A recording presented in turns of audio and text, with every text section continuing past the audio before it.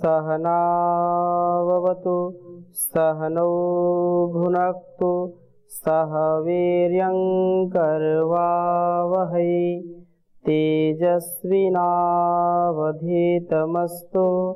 मा विद्विषावहै। ओम शांति शांति शांति। उपनिषद सार की कक्षा में पुनः आप सभी का हार्दिक स्वागत है, अभिनंदन है। उपनिषद हम निरंतरता से आगे बढ़ते जा रहे हैं, स्वाध्याय कर रहे हैं। विगत कक्षा में हमने मुंडकोपनिषद के पहले मुंडक के 7वें प्रश्न तक, 7वें श्लोक तक हमने चर्चा की थी और बहुत ही सुंदर बात कही थी। आज हम 7वां पढ़ेंगे, 6ठे तक हमने चर्चा की थी, जो प्रभु के स्वरूप की चर्चा है। बहुत अद्भुत चर्चा है कि प्रभु का वास्तव में इस संसार में हम जो कुछ देखते सुनते हैं, भौतिकता से युक्त सारा संसार है और हम भौतिक वस्तुओं का ही अनुभव करते हैं, चाहे व्यक्ति के रूप में, स्थान के रूप में, सामान के रूप में, इंसान के रूप, जो भी है। लेकिन इन इंद्रियों से, इन जड़ इंद्रियों से उस परमपिता परमेश्वर का अनुभव नहीं कर सकते हैं। वो चेतन, उसका अनुभव, वो जो अग्राही है, अदृश्य है, वह कैसे इनसे देखा जा सकता है। तो इसलिए बहुत सुंदर बात कही थी कि वो तो ये हमारी इंद्रियां ये अनित्य हैं और परमात्मा क्या है, नित्य है। वो परमात्मा अव्यय है, ठीक है, वह अव्यय है, लेकिन ये तो व्यय है और इनका कारण है, उसका कोई कारण नहीं है। परमात्मा को कोई कारण नहीं है, उसका कोई कुलवंश नहीं है, लेकिन हमारा सबका कुलवंश है कि नहीं? कोई ना कोई कारण है। वो हम संघात से बने हुए हैं। हम कैसे बने हैं? संघात से, किसी न किसी कारण से बने हुए। 5 तत्व हैं, तो 5 तत्वों से वो नहीं बना, हम बने हैं, हमारा शरीर बना हुआ है। परमात्मा का कोई कारण नहीं है, हम सब संयोग से बने हैं और जब वियोग हो जाता है तो हमारा जीवन नहीं रहता है, ठीक है, डिसबैलेंस हो जाता है। तो हम ऐसे, इसलिए कहा कि वह नित्य है, सदा एक रस रहने वाला है, विभू है, सर्वत्र है, सर्वव्यापक है, हरिव्यापक सर्वत्र समाना, प्रेम से प्रकट होए मैं जाना। आगे क्या कहा? एक उदाहरण दिया उन्होंने, ऋषि ने उदाहरण दिया और इस सृष्टि और रूप कार्य को वह ब्रह्म कैसे करता है इसका वर्णन कर रहे हैं, क्योंकि उदाहरण से ही हमको बातें समझ में आती हैं। तो उदाहरण क्या दिया है कि जैसे जो है मकड़ी का उदाहरण दिया है। यथोर्णनाभिसृजते गृह्णते चा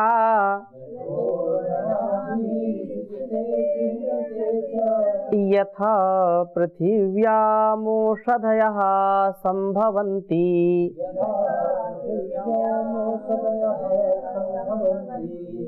यथा सतः पुरुषात् केशलोमानि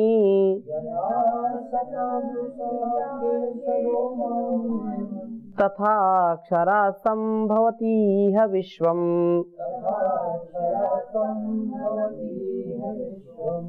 बहुत सुंदर बात कही कि जिस प्रकार से जो जीवित मकड़ी है अपने शरीर में से जाले को बनाती है, शरीर से क्या करती है? जाले को बनाती है और फिर समेट भी लेती है, जाले को बनाती भी समेट लेती। कभी देखा है उसको ऐसा करते हुए? कभी आप उसको देखो, वो ऊपर से मकड़ी आ रही है जाले को लेकर के, वैसे जैसे कोई रस्सी से लटक रहा है, ठीक है ना, और वो नीचे तक आई यहाँ और उसने देखा यहाँ खतरा है। अब क्या करेगी? उसी में चढ़ जाएगी, उसी को वो अपने में समाहित कर लेती है, ठीक है ना। उसी से निकला था वो पूरा जाला और उसी से वो जाला उसी में समिट गया, उसी में ऐसा। तो उसको वो कई बार उसको देखो, ये प्रकृति हमको सिखाती है, ऋषियों ने इसको बारीकी से देखा इसलिए बताया। तो कहा कि उसको वैसे ही वो ग्रहण कर लेती है और कहा कि जैसे पृथ्वी में, दूसरा उदाहरण दे, जैसे पृथ्वी में औषधियां उत्पन्न होती हैं, जिस प्रकार सता पुरुष से जो है केश बाल लोम पैदा होते हैं, इसी प्रकार अक्षर ब्रह्मा इस विश्व में समस्त ब्रह्मांड को संभवती प्रकृति से उत्पन्न करता है, रचता है। ठीक है। सारी वनस्पतियां कहां से होती? पृथ्वी में, और पृथ्वी में ही सारी समाहित हो जाती हैं, सब उसी में विलीन हो जाती हैं। विलीन होती कि नहीं होती? ऐसे ही कहा है। और इसका कुछ जो है अपने उदाहरण समझने के लिए हम इन चीजों को समझ लेते हैं। तो जैसे अन्न, तृण, वृक्ष, लता आदि औषधियों के बीज जो है, बीज चारों ओर पड़े होते हैं, उसी में होते हैं और फिर उसी में नष्ट हो जाते हैं। पृथ्वी कोई पक्षपात नहीं करती। उसी प्रकार से जीवों के विभिन्न कर्म रूप बीज के अनुसार भी भगवान उनको अलग अलग योनि देता है, अलग अलग उनको जन्म देता है, और बिना पक्षपात के उनमें से किसी प्रकार की कोई विषमता और निर्दयता का दोष नहीं है। इस प्रकार से यह विलक्षण जो प्रभु की लीला है उसको वो ऐसे करता रहता है। ठीक है ना। और आगे क्या कहा कि यदि यह संसार ईश्वर से उत्पन्न हुआ होता तो चेतन होता। कुछ लोग ऐसा बोलते हैं, कुछ खुराफात करते हैं कि ईश्वर है तो दिखाओ हमको, है ईश्वर बनाता है तो दिखाओ कैसे बनाता है। हम बना रहे हैं, ये देखो, ये बना दिया, मेज बना दिया, ये बना दिया, हम तुम्हारे सामने बनाते हैं। ईश्वर बनाता हो तो बताओ, ऐसा तर्क देंगे। तो ईश्वर बनाएगा और बनाता है, लेकिन हमारी आंखें उसको देख नहीं पाती, देख पाएंगी। कोई चित्रकार है, कलाकार है, वो आपके सामने बना रहा है, भौतिकता से बना रहा है ना, वो आपके सामने बनाएगा, रंग लेगा, बनाएगा, जो भी ब्रश आदि से आपको दिखाई पड़ रहा है। इसको तो मानोगे कि दिखाई पड़ रहा है, लेकिन हजारों प्रकार से फल फूल बनाता है, वो क्यों दिखाई नहीं पड़ता? बताओ। पतंजलि परिसर में हजारों प्रकार के फूल हैं कि नहीं? तो तुम्हारी जिम्मेदारी क्या? तुम वहां लाल पीला नीला रंग डालने जाते हो क्या? कौन डालता है? अब बोलो कोई दिखाओ हमको, कहाँ कब डाला बताओ। तो कुछ चीजें हम दिखा नहीं सकते।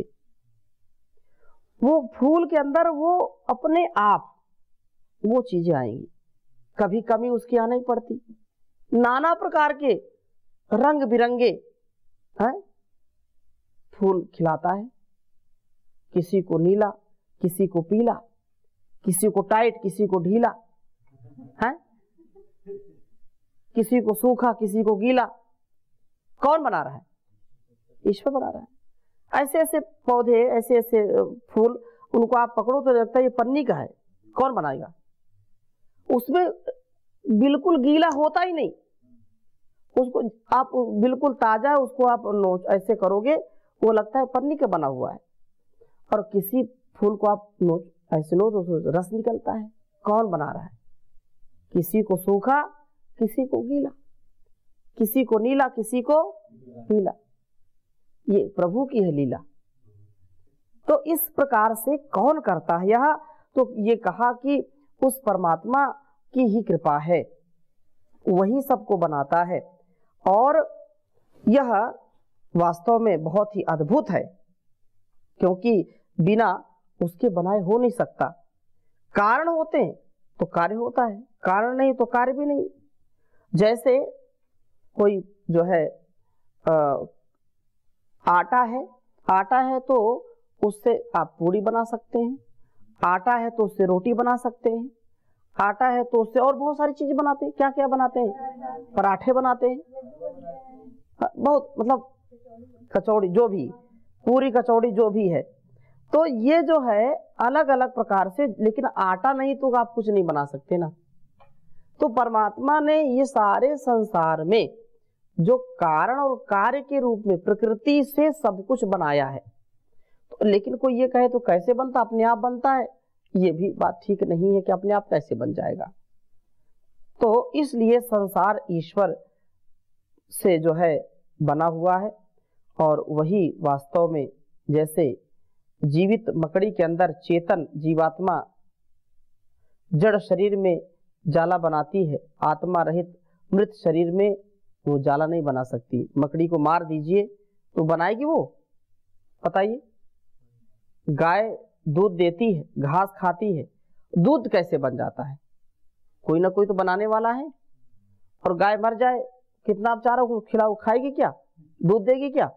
नहीं देगी, क्योंकि वह उसकी प्रकृति नहीं रहेगी, वो तो फिर नष्ट हो गई एक प्रकार से। और इसलिए इस विषय को और आगे बढ़ाते हुए कहते हैं, तपसा चीयते ब्रह्मा ततो अन्नमभिजायते अन्नात् प्राणो मनः सत्यम लोकाः कर्मसु चामृतम।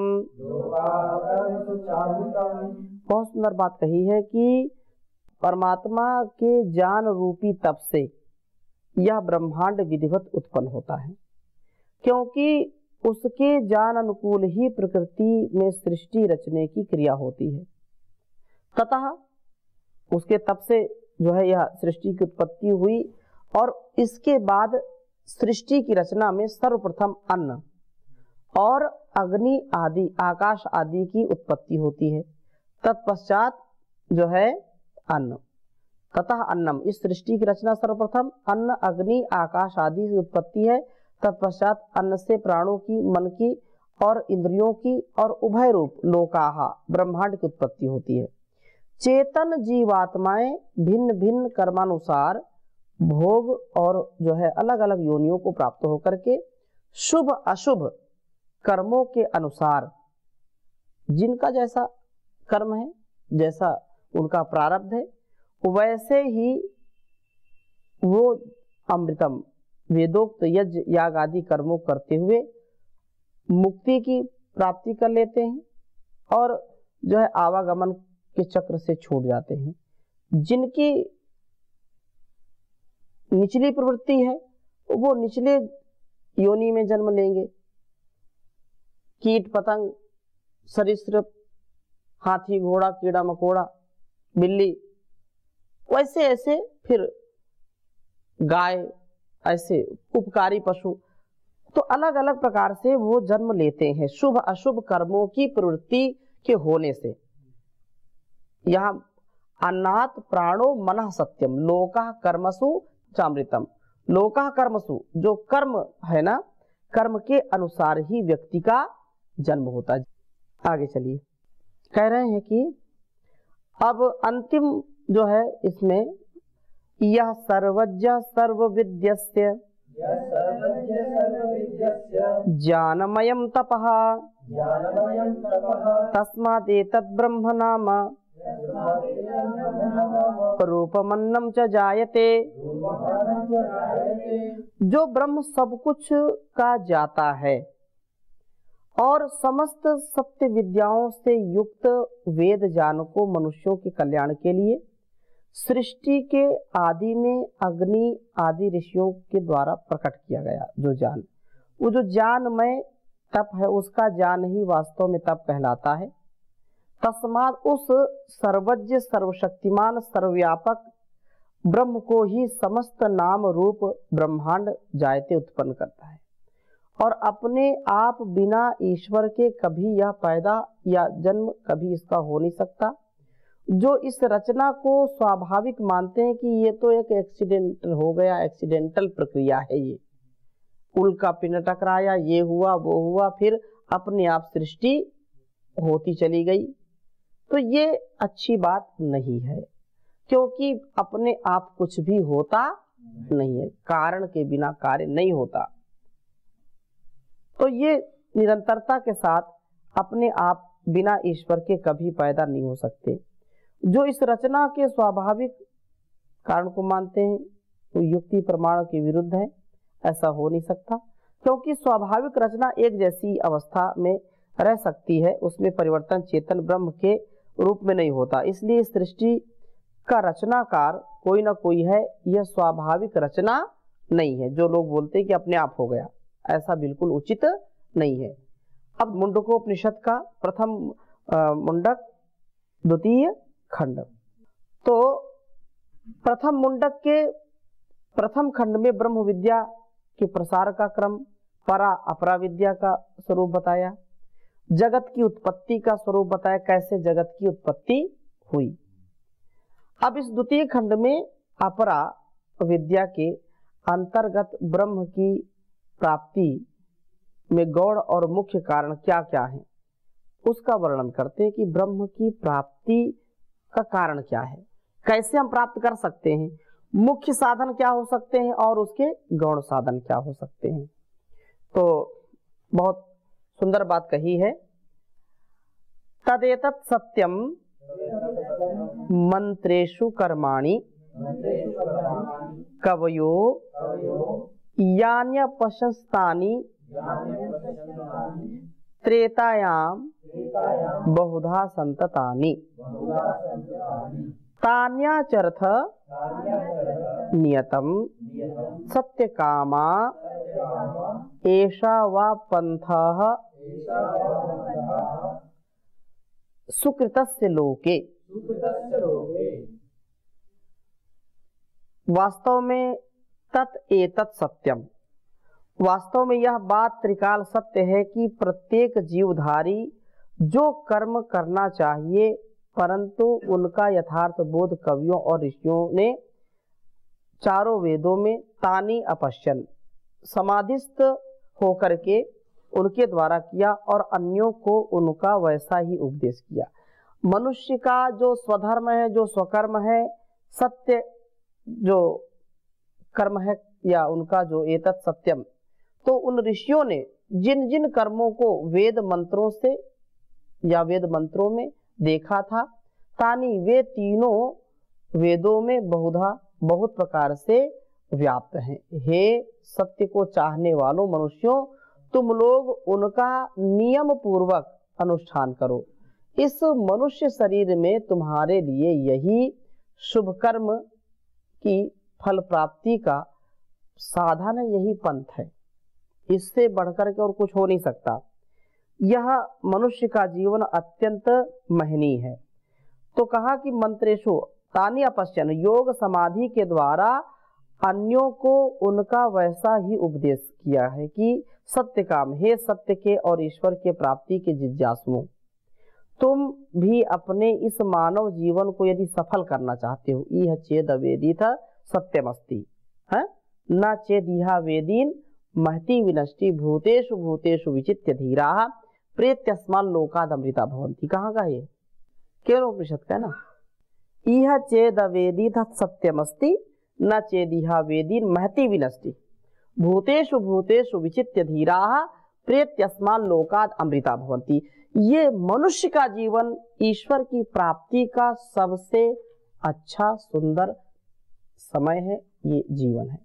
यदि इसमें प्राप्त कर लिया, सत्य को जान लिया, तो बहुत अच्छा है, जीवन सार्थक है। और यदि तुम इस भौतिक संसार के चकाचौंध के चक्कर में पड़ गए तो फिर कभी भी उसको प्राप्त नहीं कर सकते, तो फिर तुम्हारे लिए बहुत विकट संकट है।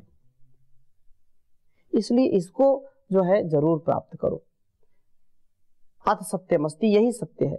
इसलिए कहा कि हे सत्य और ईश्वर की प्राप्ति की जिज्ञासुओं, तुम भी अपने इस मानव जीवन को यदि सफल करना चाहते हो तो ईश्वर को जानो, मानो, योगाभ्यास करो। यही एकमात्र है सुकृतस्य पंथा, कल्याण का मार्ग। इस वेदोक्त मार्ग से भिन्न अन्य कोई मार्ग नहीं है कि उसको प्राप्त करा सके ईश्वर को। और इसी विषय को और भी छंदों से जो है बता रहे हैं। कह रहे हैं कि यदा लेलायते ह्यर्चि समिद्धे हव्यवाहने तदाज्य भागावंतरेण आहुतिः प्रतिपादयेत्।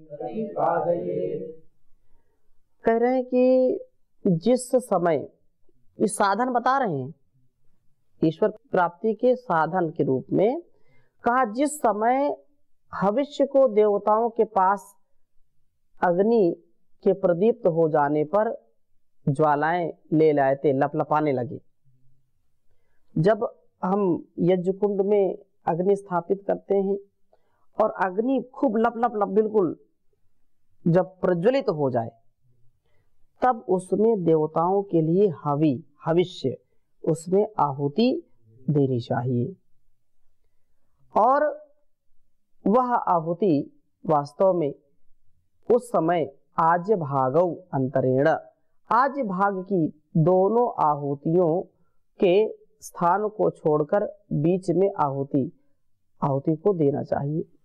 अब ऐसा नहीं कि इधर उधर डाल दिया आहुति, कहाँ देना है आहुति? जैसे अग्निर्वै देवा नाम मुखम, अग्नि क्या है? देवताओं का मुख है। अग्नि जिधर जल रही उधर आहुति नहीं डालोगे, उधर उधर डालोगे, ठीक नहीं। जैसे भोजन कर रहे, कितनी भी अंधेरी रात हो, कितना जैसे भोजन करते करते कभी लाइट चली जाए, तो कभी ऐसा मन होता है क्या कि जब हम निवाला लिया और कान में जाकर डाल दिया, ऐसा कभी हुआ है क्या? होता है क्या?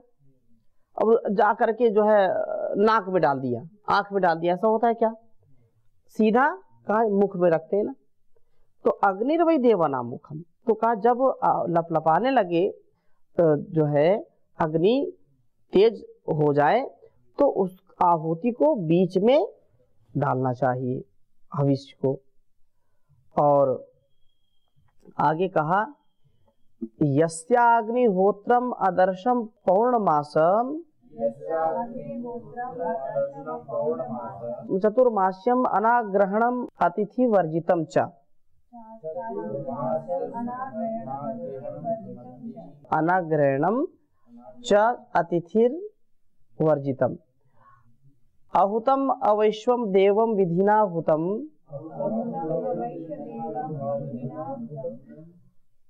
आ सप्तमासस्तस्य लोकान हिनस्ति।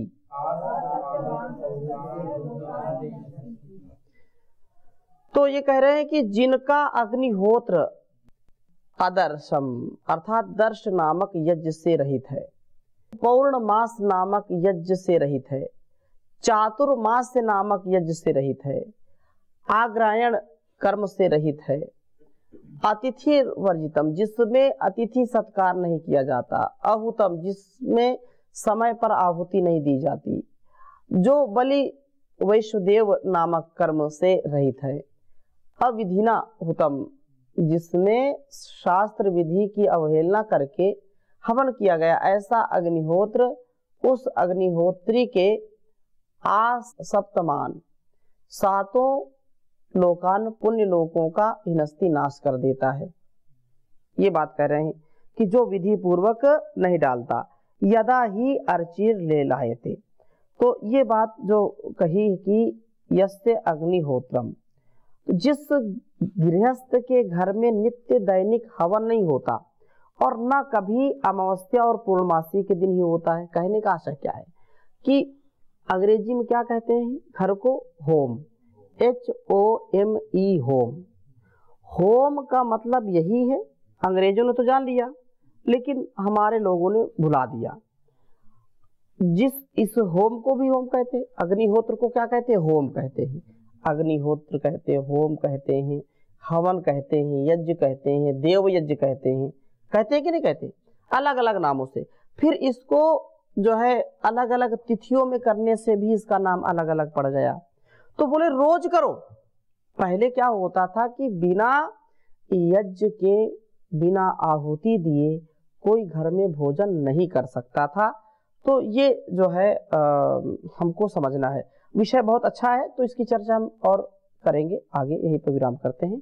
ओम शांति शांति शांति।